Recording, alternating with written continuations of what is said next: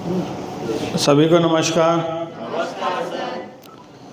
आज की छोटी स्टोरी है, कर्मों के फल पर आधारित है। इसलिए कहते हैं अच्छे कर्म करो। अगर गलत कर्म करोगे तो इस जन्म में नहीं तो अगले जन्म में भी आपको भुगतना पड़ेगा। यहाँ तक कि भगवान लोगों को भी अगले जन्म में उसको भुगतना पड़ा है। कहानी ये है कि जब श्री राम अयोध्या के लिए जा रहे थे 14 साल के लिए, तब उसकी माता कौशल्या आके उसके सामने रोई, बोले बेटा 14 साल मैं आपके बिना कैसे रहूँगी। तो श्री राम ने कहा माता ये 14 साल में आपको वापस करूँगा। और उसके बाद जब दूसरा जन्म उनका हुआ, कृष्ण भगवान के रूप में हुआ।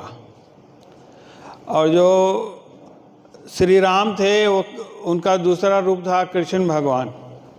और जो कौशल्या माता थी वो बनी यशोदा माता दूसरे जन्म में। और 14 साल तक के अयोध्या में 14 साल तक मथुरा में उन्होंने यशोदा माँ को दिए, उनके साथ रहे। 14 साल के बाद वो कहाँ गए पता नहीं लगा कृष्ण भगवान का। और बताते हैं कि 125 वर्ष के कृष्ण भगवान हो गए थे और उनके चेहरे पे एक भी झुर्री नहीं थी, एकदम चमकता चेहरा हुआ था। और एक दिन संध्या के समय वन में, मतलब जंगल में, पेड़ के नीचे बैठे हुए थे, बांसुरी बजा रहे थे। सीधा पैर किए थे, एक पैर के ऊपर एक दूसरा पैर रखे हुए थे और बांसुरी बजा रहे थे। और वहीं एक आदिवासी दूर से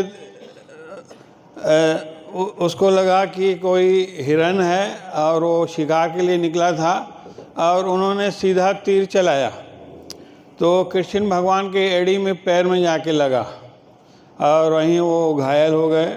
और उसको बाद में रियलाइज़ हुआ कि नहीं, मैं लगता है और किसी को तीर चला दिया हूँ। और सामने आया और देखा तो बोले भगवान आप साक्षात, मेरे से बहुत बड़ी गलती हो गई, बहुत बड़ा पाप हो गया। बोले नहीं, पाप नहीं हुआ है, ये सब कर्मों का फल है।